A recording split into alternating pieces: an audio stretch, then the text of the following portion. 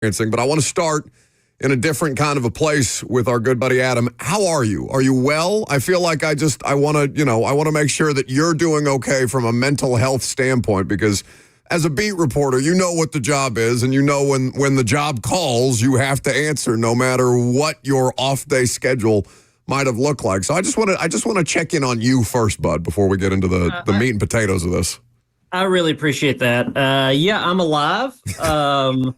It's been a hectic week. The good thing is I was prepared. I wrote a Nico headed to the transfer portal story 5 months ago, I think. So so I finally got to use it. Had to polish it off a little bit, but I finally got to use it. You hate when those stories you write them and they never see the light of day. So I guess on sort of a negative thing, but this one did actually get published, just under different circumstances. All right, so that would, of course, lend itself to the idea that this was a story in the making for a considerably longer period of time than when the first rumblings of this latest situation started to bubble up publicly on Thursday. So can you, for the audience as best you can, Adam, kind of take us through the timeline of when you decided you were going to put that story together based on what you were hearing and how we ultimately got to Saturday, where Josh Heupel is saying no one is bigger than the program and ultimately decides to part ways with the quarterback that helped them get to the college football playoff last year? Yeah, for one, I don't know that I believe the part that's been rolling around about Nico holding out of the playoff. I don't think that happened. I think there were negotiations in December. I don't think there was a holdout in the playoff, but in December, I think Team Nico, so to speak, they went around shopping to see if they could get better offers from other schools. They did that in December. I think the purpose was to use that as leverage to come back to Tennessee and to say, hey, we've got a better offer at school X, so you're going to have to match that. And it turned out those supposed offers weren't what they were saying they were. So Tennessee didn't give them more money. And then they tried to do that again in the early spring or late winter, tried to shop him around to some more schools again. Tactic didn't work. Tennessee didn't budge. And, we deal with this in every industry. You guys deal it in yours and mine also. If you go into your boss's office and say that another company, a competitor, has made an offer to you and it's much more than you're making, that better be true, because your boss could check in on that and find out that's not true. And if not, you've lost your bargaining power and you may lose your job. And I guess both of those essentially ended up happening with me. Well, that's the thing that makes this so interesting to me, Adam.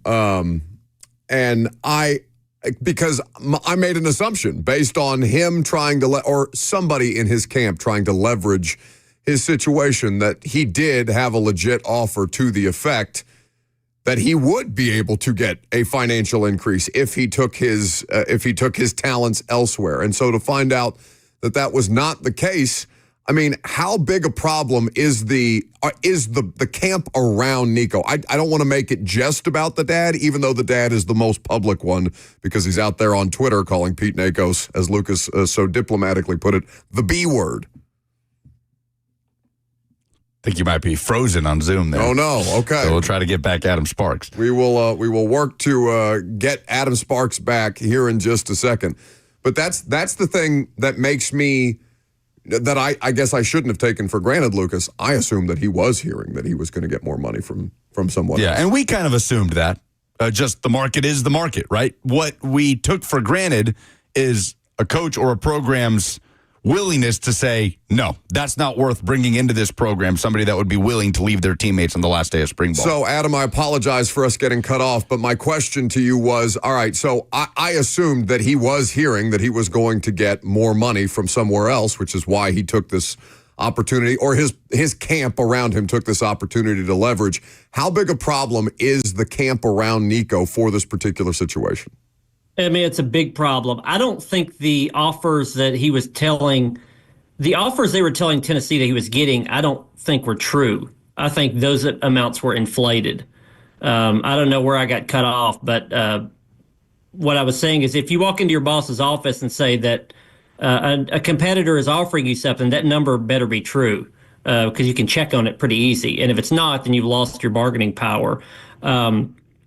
Nico was never a problem. He's never been a problem with media. The collective at Tennessee has dealt with few players that were as easy to deal with as Nico. The problem was the dad. The problem was Cordell Landers, who was an advisor, 7-on-7 coach. A lot of these high-end recruits, football and basketball, have a handler, and Landers was his handler. But the dad was an issue. Landers was an issue. And that was the whole problem. I mean, Nico has been as carefree as I think I've ever seen him at Tennessee in the past 2 months before this happened.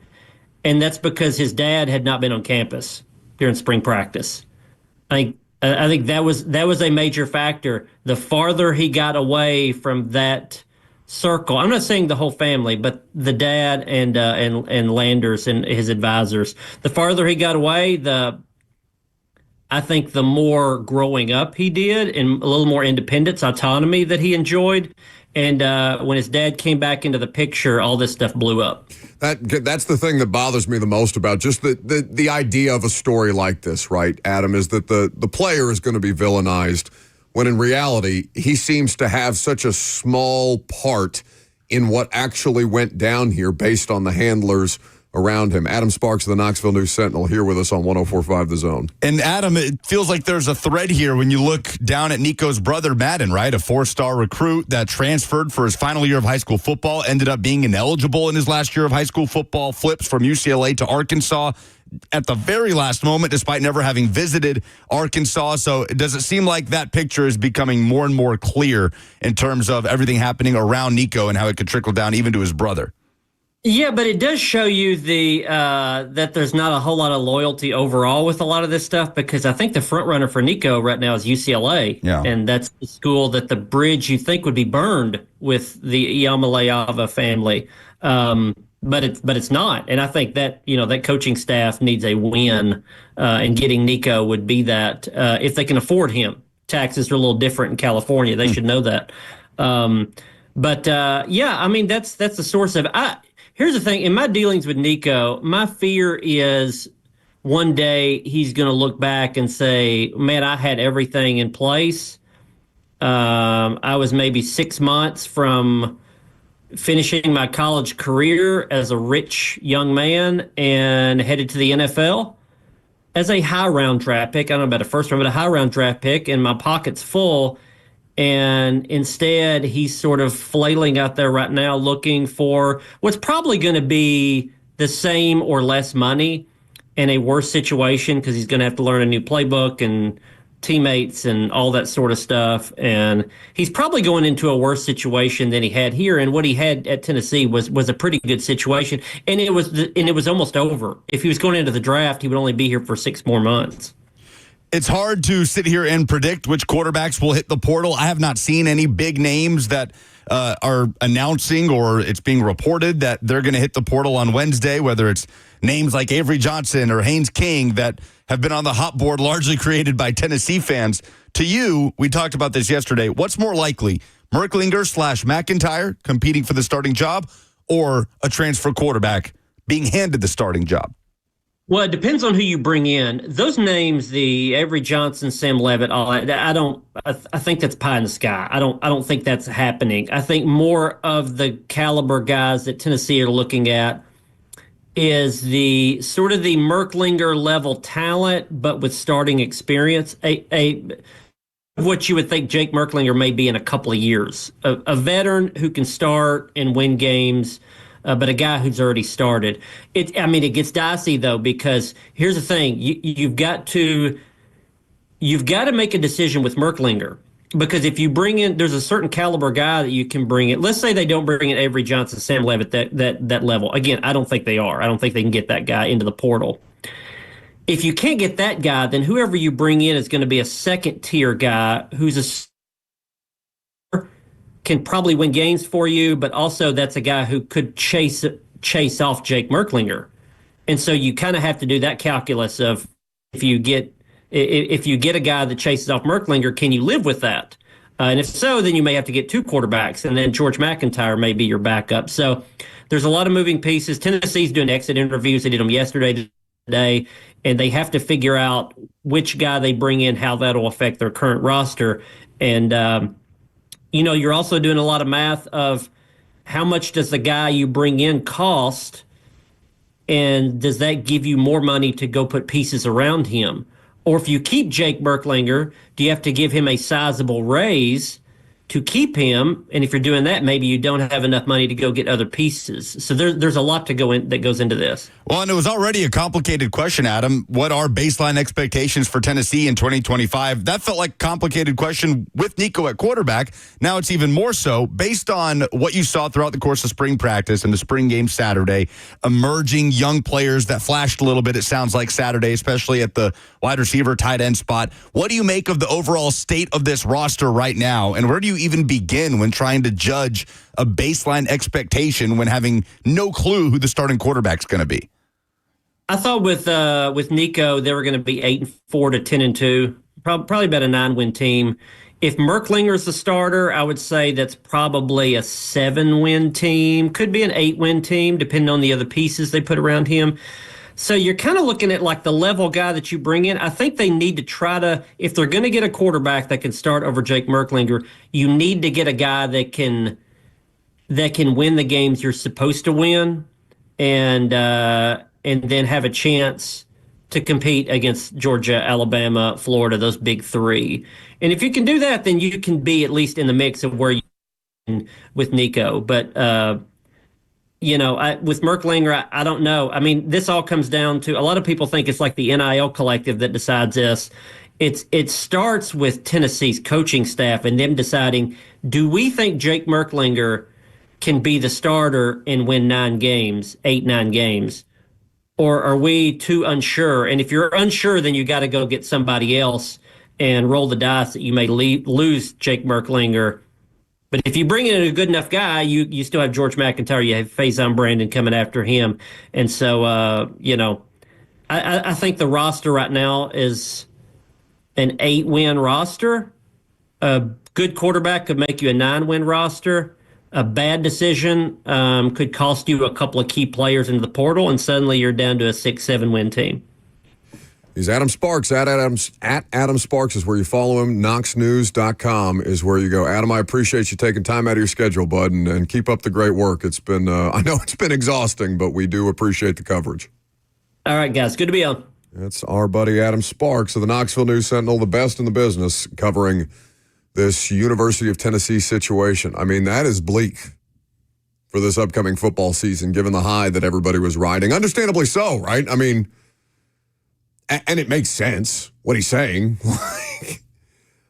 But I can't envision a world in which this is the kind of thing that I was talking about yesterday. Like, what is going to test Vol fan resolve about rallying against the idea of, all right, put your foot down, puff out your chest, nobody's bigger than the program, all these different things.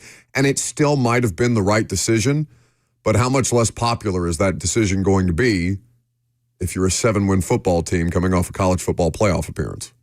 Look, it's hard to imagine a scenario when the 2025 season rolls around where Tennessee fans are rewriting what's happened in the last week and flipping it around to where Heupel's the villain and Nico's the guy we should have given everything to. In the end, if Tennessee goes 7-5 with Jake Merklinger in 2025, like, Heupel is going to have that cushion with the fan base of, well, yeah, what do you want to do? Your 5-star quarterback screwed you over at the end of spring practice. None of the opinions at the end of next season are going to be, you should have given Nico the $4 million. And I feel more confident in saying that now as his options continue to dwindle. If Nico goes to UCLA, let's say, that's not a program in a good place right now. And it's hard enough to get somewhere at the end of spring practice and go through the install and get assimilated with your teammates and have success with UCLA, now in the Big Ten, and traveling to Ohio State and to Michigan and to Iowa and all these places that weren't going before. So it's getting harder and harder to picture Nico in a better spot and playing better this coming year than he did last year. So to me, it's hard to imagine fans flipping on Heupel with this thing. It is what it is. You got screwed over by your 5-star. You did what you could and you reset, moving on to 2026. But we'll see what they can do in the short term.